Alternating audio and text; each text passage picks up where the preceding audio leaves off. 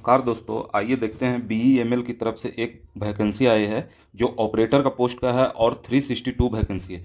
अगर आप लोग डिप्लोमा या बीटेक किए हुए हैं तो प्लीज़ आपके लिए ये वीडियो नहीं है, क्योंकि ये वैकेंसी सिर्फ आया है ITI के लिए। तो ITI वाले आप यहीं रहें और देखिए कितना वैकेंसी आया है और कितना सीट है। तो ये देखिए, इसका अंतिम तिथि है 10 जुलाई तक। 10 जुलाई तक फॉर्म भराएगा, लास्ट डेट है। और प्लस आप ये भी ध्यान दीजिए कि ये कॉन्ट्रैक्ट बेसिस है, 4 ईयर का कॉन्ट्रैक्ट बेसिस पर जॉब है। तो ITI वालों, देखते हैं कि कौन सा डिपार्टमेंट में कितना वैकेंसी आया है। तो देखिए, ये BEML की तरफ से वैकेंसी आया हुआ है, BEML की तरफ से। और इसमें देखिए नॉन एग्जीक्यूटिव पोस्ट है। और इसमें देखिए ITI में भी देखिए फिटर, टर्नर, वेल्डर, मैकेनिस्ट और इलेक्ट्रीशियन, ये 5 में आया हुआ है। तो देखिए, फिटर में है टोटल 127 सीट, और टर्नर में है 93 सीट, और वेल्डर में है 44, और मैकेनिस्ट में है 40, और इलेक्ट्रीशियन में है 58 सीट। इसमें देखिए क्या बोला है कि आपको फर्स्ट क्लास 60% लाना पड़ेगा। वो NTC सर्टिफिकेट होता है, नेशनल ट्रेड सर्टिफिकेट, जो इशू करता है NCVT। हाँ, तो ITI वाले, आपको पता ही होगा कि ये सर्टिफिकेट होता है जिसमें आपको 60% लाना होगा। अगर आप जनरल और EWS हैं और OBC हैं तो आपको 60% लाना होगा। अगर आप ST SC हैं, ST SC, तो उसमें आपको 5% कंसेशन मिलेगा, यानी आपको 55% है तो काम हो सकता है।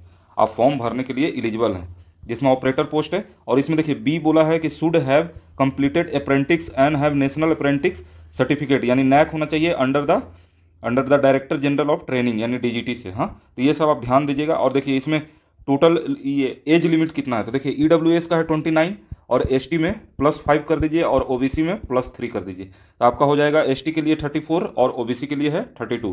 तो देखिए इसमें जो जो मेन पॉइंट है वो हम लोग देख लेते हैं, फॉर्म भरने के लिए क्या क्या मेन पॉइंट। जैसे देखिए, एज, क्वालिफिकेशन और एक्सपीरियंस आपका 10/7/2026 से अंदर हैं तब आप अप्लाई कर सकते हैं। उससे बाहर हो जा रहे हैं तो आप अप्लाई नहीं कर सकते हैं। जैसे एज आपका होना चाहिए 10/7/2026 के अंदर होना चाहिए। जनरल का 29 साल, ST का 34, और OBC का 32 ईयर। और क्वालिफिकेशन में भी और एक्सपीरियंस जो भी बोला है वो होना चाहिए 10/7/2026 के अंदर, बाहर नहीं जाना चाहिए। और इसमें देखिए बोला है कि आपको तो अभी बताया था कि ITI में फर्स्ट क्लास आना चाहिए, और ST SC के लिए 5% का देखिए minimum percentage of marks relaxation 50% ST SC और PWD के लिए। हाँ, और इसमें देखिए द अपर एज लिमिट, तो ये भी अभी बता दिए थे कि 5 ईयर आपको कंसेशन मिला है ST SC के लिए, 3 ईयर OBC के लिए, और देखिए PWD के लिए आपको 10 साल का कंसेशन मिला है। हाँ, रिलैक्सेशन मिला है। अब देखिए ST SC candidate are required to submit ST caste certificate in the format application appointment the post of government of India. Government of India का जो फॉर्मेट है उसी में आपका ST SC का सर्टिफिकेट होना चाहिए। और OBC के लिए देखिए क्या बोला है, OBC are required to submit other OBC certificate, non creamy layer certificate format, वही जो गवर्नमेंट ऑफ इंडिया का है। इसमें और देखिए क्या बोला है, OBC candidate are also required to furnish a self undertaking that they belong to OBC NCR by filling and signing self undertaking in the format of provide. जो भी फॉर्मेट है उसमें रहना चाहिए, और उसमें आपको सेल्फ अटेस्टेड करना है, यानी साइन आपका करना होगा।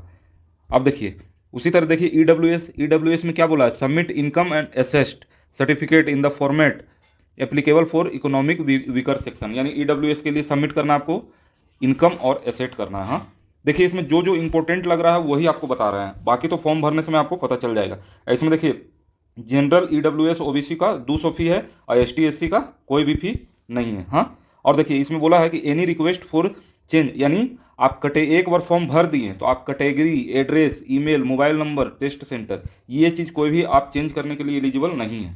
ये ध्यान रखिएगा, इसलिए फॉर्म को अच्छे से भरिएगा, क्योंकि इस सब में अगर गलती हो गया तो समझिए वो बेकार है। और देखिए इसमें क्या है, देखिए कंप्यूटर बेस्ड टेस्ट होगा जिसमें 2 आवर का टाइम मिलेगा, और MCQ आएगा जिसमें देखिए 3 पार्ट में है। पहला पार्ट में आपका जनरल अवेयरनेस रहेगा 20 क्वेश्चन, और 20 क्वेश्चन रहेगा आपका इंग्लिश और रीजनिंग। हमको लगता है 20 क्वेश्चन में 10 इंग्लिश होगा, 10 रीजनिंग होगा, नहीं तो कुछ भी हो सकता है, लेकिन इंग्लिश और रीजनिंग रहेगा टोटल 20 क्वेश्चन, ये दोनों मिला के 20 क्वेश्चन। और पार्ट 3 में कि आप जिस ब्रांच से हैं, जो जोन सा भी डिसिप्लिन से, उससे आपको 60 मार्क्स का रहेगा, टोटल 100 मार्क्स का रहेगा। और देखिए इसमें क्या है कि हर क्वेश्चन पर 1 मार्क्स मिलेगा, लेकिन गलत होने पर एक भी मार्क्स काटा नहीं जाएगा, इसमें निगेटिव मार्क्स नहीं है। हाँ, तो इसमें सारे क्वेश्चन को अटेम्प्ट कीजिएगा, क्योंकि निगेटिव मार्क्स है नहीं, इसमें कोई दिक्कत होगा नहीं। देखिए अब यहाँ देखते हैं कि the selected candidate will be engaged on the tenure basis of A maximum period of 4 year. तो आपको बताया था फर्स्ट में ही कि ये कॉन्ट्रैक्ट बेसिस पर है और ये 4 साल का है। 4 साल होने के बाद वो नोटिस वोटिस कुछ भी नहीं देगा, वो सीधे आपको बाहर कर देगा। इतना ध्यान रखिए, इसमें यही बोला गया है। और अगर बोला गया है कि अगर बीच में आप कभी निकलना चाहेंगे ना, तो जो महीना निकलने वाला है उसका पेमेंट वेमेंट कुछ नहीं मिलेगा, ना डीए ना कुछ भी। तो वही सब लिखा हुआ है। तो देखिए इसमें कैसे पेमेंट आपको मिलेगा। During the period of tenure engagement the candidate will be paid following the monthly पे। पहले देखिए बेसिक पे है 16,900 रहेगा। उसमें आपको डियरेंस अलाउंस मिलेगा जो भी एप्लीकेबल है, एचआरए आपको मिलेगा, पर्क जो भी है वो मिलेगा, और मेडिकल फैसिलिटी हर मंथ 1500 मिलेगा। हाँ, तो यही टोटल मिला के। और ये भी ध्यान रखिए, the annual increases of 3%, the tenure shall be admissible on the basic पे सब्जेक्ट टू सेटिस्फेक्ट। जैसा परफॉर्मेंस रहेगा उस अनुसार से हर ईयर आपका 3% बढ़ेगा। हाँ, ये सब आप ध्यान रखिएगा। यही सब थोड़ा बहुत दिया हुआ है। आपको मोटा मोटा बात पता चल गया कि 10 तारीख लास्ट डेट है भरने का, और ये कॉन्ट्रैक्ट बेसिस का है जो 4 साल का है, और इसमें 362 सीट है, और कैसे कैसे है वो तो अभी बता दिए हैं। अब यहाँ देखिए लास्ट में ध्यान से देख लीजिए, इसमें बोला है कि incomplete application without uploading document as mentioned above be summarily rejected. अगर आप लोग जो बोला है वो अपलोड नहीं कीजिएगा तो आपको रिजेक्ट कर दिया जाएगा। तो यही है। तो आप देख लिए होंगे। तो ये आईटीआई वाले के लिए अच्छा है, और जो भी बिगनर हैं अभी आईटीआई कंप्लीट करके और थोड़ा बहुत पढ़ें वो आप अप्लाई कर दीजिए, क्योंकि इसमें ये फ़ायदा होगा कि आपको 4 साल का समझिए कि एक्सपीरियंस मिल जाएगा। अगर इसमें चल जाते हैं, फॉर्म भर के निकल जाते हैं, तो 4 साल आप वहाँ टाइम दीजिएगा, आपका एक्सपीरियंस बन जाएगा, अगला कंपनी में जाने के लिए बेस्ट हो जाएगा। तो आज के लिए इतना ही, और जो भी नया वैकेंसी आएगा तो इस चैनल पर आपको मिलेगा। ये आज पहला वीडियो था, तो उम्मीद करते हैं आपको अच्छा लगा होगा। अगर आपको अच्छा लगा है तो सब्सक्राइब कर दीजिए, ताकि नेक्स्ट वैकेंसी जब भी आएगा तो आपको अपडेट मिलेगा। तो आज के लिए इतना ही। जय हिंद, जय भारत।